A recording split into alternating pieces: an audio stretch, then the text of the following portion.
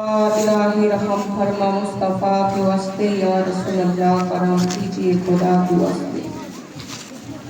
मुश्किलें हल कर शहे मुश्किल कुशा के वास्ते। करबला ए रद शहीद करबला के वास्ते। या इलाही कादरी कर कादरी रह कादरी में उठा कादरे अब्दुल कादिर कुदरत नमा के वास्ते। सुबहान रब्बिका रब्बिल इज्जति अम्मा यासिफून वस्सलामुल मुरसलीन अल्हम्दुलिल्लाहि रब्बिल आलमीन बहक़ ला इलाहा इल्लल्लाहु मुहम्मद रसूलुल्लाह सल्लल्लाहु तआला अलैहि वसल्लम।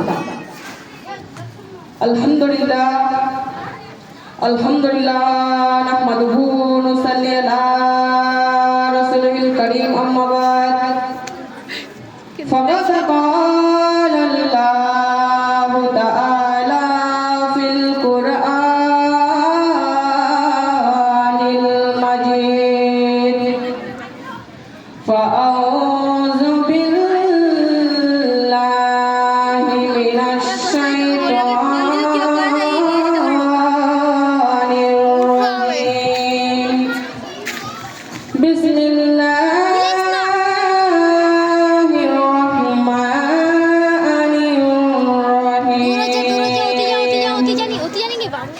कुल्लु नफ्सिन ज़ाइक़तुल मौत सदक़ल्लाहुल अज़ीम व सदक़ रसूलुहुन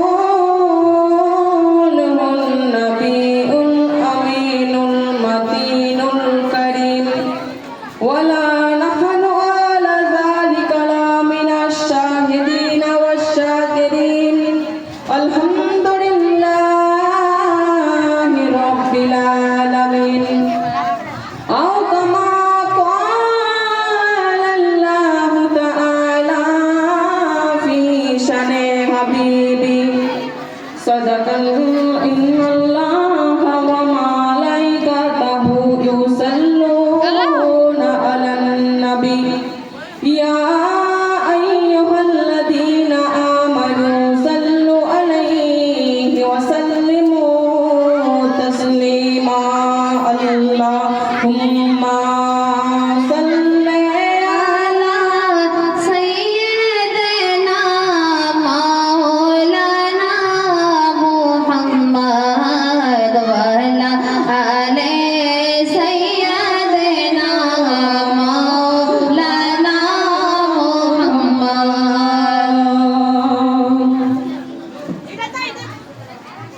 ओ गो दयार नाना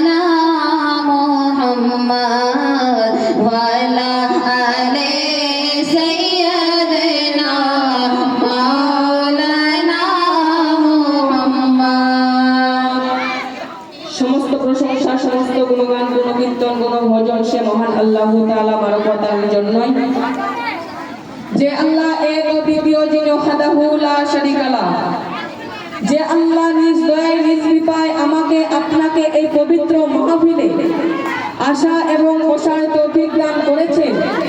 আসুন সকলে মিলে তিনার শুকরিয়া আদায় করি, সকলে উচ্চ স্বরে করেন আলহামদুলিল্লাহ। আলহামদুলিল্লাহ। তারপরে পরে আমার আপনার নবী, কুল কায়নাতের নবী, সারা আসমান ও জমিনের নবী, নবীর নবী, মহানবী আব্দুল্লাহ লাল মা আমিনার নয়নতারা মক্কার ফুল, মদিনার বুলবুল, যার নাম হলো হযরতে মুহাম্মদ রাসূল সাল্লাল্লাহু তাআলা আলাইহি ওয়াসাল্লাম, মক্কার মতি, মদিনার জ্যোতি, যিনাকে না চিনতে পারলে ইমানের হয়ে যায় বড়ই ক্ষতি। আসুন তিনার প্রতি লক্ষ কোটি দরুদ অবতীর্ণ হোক, অর্পিত হোক, সকলে বলুন আল্লাহুম্মা আমিন। আল্লাহুম্মা আমিন। তাই পবিত্র কালামুল্লাহ থেকে এক টুকরা আয়াতে কারিমা তেলাওয়াত করেছি, কুল্লু নাফসিন যায়কাতুল মউত। এই মউত আমাকে আপনাকে ছাড়বে না। এই মউত যদি আমাদের আসে, আমরা দুনিয়াতে কতক্ষণ করেছি সিরিয়াল হিসাবে, কিন্তু আমরা যাওয়ার পর আমাদের সিরিয়াল থাকে না। কারণ আমরা মা বোনেরা হয়তো আগে যদি আমরা দুনিয়াতে যখন মউতে যখন আমরা এসেছি, আমাদেরকে একদিন না একদিন হলেও এই দুনিয়ার মায়া ছেড়ে এই পরকালে চলে যেতে হবে। আমরা এই দুনিয়াতে কেউ সারা জীবন থাকতে আসিনি, আমরা এই দুনিয়াতে কেউ সারা জীবন চিরস্থায়ী থাকতে আসিনি। আমাদেরকে একে একে সবাইকে দুনিয়ার মায়া ত্যাগ করতে হবে। হয়তো আগে মায়ের আগে বেটা চলে যেতে পারে, বাপের আগে বাপ মা চলে যেতে পারে, মায়ের আগে মেয়েটি চলে যেতে পারে। আমাদেরকে দুনিয়া ছেড়ে সবাইকে একদিন না একদিন চলে যেতে হবে। আমরা তাই আজকে আমরা এই পবিত্র মাহফিলে এসেছি। হয়তো অনেকে এখনো আসতে পারেননি, যারা এখনো আসেননি হয়তো ভাবছেন আমরা জালসা শুনে কি করব। আজকে অনেকের মায়ে আছে যে জালসা শুনতে গেলে শুধু পর্দা করতে হয়, জালসা করতে গেলে নামাজ পড়তে বলে, জালসা করতে গেলে কোরআন তেলাওয়াত করতে বলে, জালসা করতে গেলে আমাদেরকে ওয়াজ করতে বলা হয়। কিন্তু না রে মা না, এই জালসা করাটা শোনা শুধু আমাদের এই হজ করা বলা নয়। জালসা শুনলেই যে নামাজ পড়তে হবে সেটা বলছেন না, যে আপনারা জালসা শুনেন, বরঞ্চ পর্দার সহিত বোঝাবারা বসে আছেন। হে পর্দার আড়ালের মা, আজকে আপনারা ভাবছেন যে আমরা নামাজ পড়ছি না, আজকে আপনারা ভাবছেন যে আমরা কোরআন পড়ছি না, আজকে আপনারা ভাবছেন যে আমরা হজ করছি না। কিন্তু হজ করাটাই বড় প্রশ্ন নয়। আজকে আপনারা যদি নামাজি হন, আজকে আপনার বেটা বেটিও যদি আজকে নামাজি হতে পারে, তার জন্যই আমরা এই দুনিয়াতে যারা এসেছি। এই জন্য কোরআন হাদিসে বলা হয়েছে আর দুনিয়া ও মাযরাতুল আখিরা, দুনিয়া হচ্ছে আখিরাতের সম্পদ।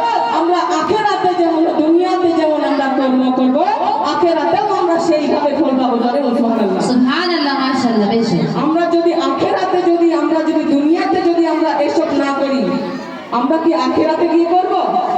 আমরা যদি এখানেই যদি না করতে পারি, তাহলে আমরা কোথায় করব? আজকে যদি আপনার বাড়িতে মা একটা 5 বছরের বা 3 বছরের যদি বাচ্চা থাকে, আর আজকে যদি মা আপনি নামাজি হন, ওই বাচ্চাটাও নামাজি হবে। আজকে যদি মা আপনি কোরআন বালা হন, ওই বাচ্চাটাও কোরআন বালা হবে। কিন্তু মা আপনি নামাজ পড়ছেন না, আজকে মা আপনি রোজা রাখছেন না, আজকে মা আপনি যাকাত দিচ্ছেন না, তাহলে আপনার বাচ্চাটা কি করে জামাত করবে? আপনার বাচ্চাটা কিভাবে নামাজ পড়বে? আজকে যদি আপনি মা নামাজি হন, আপনার বেটাটাও নামাজি হবে। আজকে মা যদি কোরআন বালা হন, আপনার বেটিটাও কোরআন বালা হবে। আজকে যদি মা আপনি নামাজ পড়েন, আপনার বাড়িতে যদি একটা 3 বছরের 4 বছরের বাচ্চা থাকে, সেই বাচ্চাটাও আপনাদের দেখে নামাজ পড়বে। ওই বাচ্চাটা কিছু পড়তে পারবে না, ওই বাচ্চাটা কিছু জানে না, ওই বাচ্চাটা কিছু সূরাও জানে না, বাচ্চাটা নামাজ পড়তে গেছে উজু করে নাই, কিন্তু আপনার মা যে আপনার পাশে যে বাচ্চাটা নামাজ পড়ছে, ওই বাচ্চাটার সওয়াব আল্লাহর আরশ পর্যন্ত খুশি হয়ে যায়।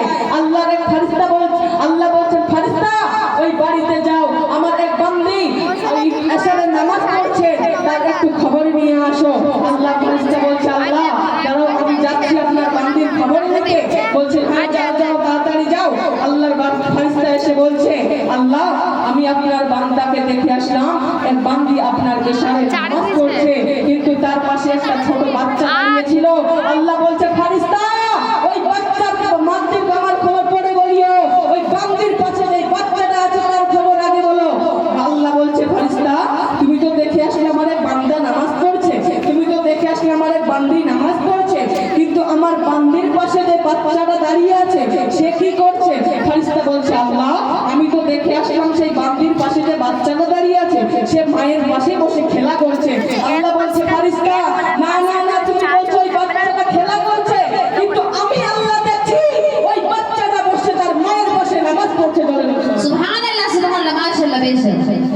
আল্লাহ বলছে ফারিস্তা তুমি তো দেখে আসলে বাচ্চাটা তার মায়ের পাশে বসে খেলা করছে, কিন্তু আমি আল্লাহ দেখছি তার বাচ্চাটা নামাজ পড়ছে তার মায়ের পাশে বসে, তার বাচ্চাটা কিন্তু খেলা করে না।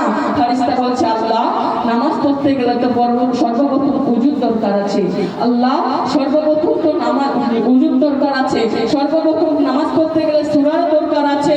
আল্লাহ বলছে ফারিস্তা শুনে নাও ওই বাচ্চাটা কিছু পড়ুক চাই না পড়ুক, ওই বাচ্চাটা কিছু দোয়া পড়ুক নাই পড়ুক, ওর নামাজ পড়া দেখে আজকে আমি আল্লাহ আমি নয় আমার আরশ পর্যন্ত খুশি হয়ে গেছে।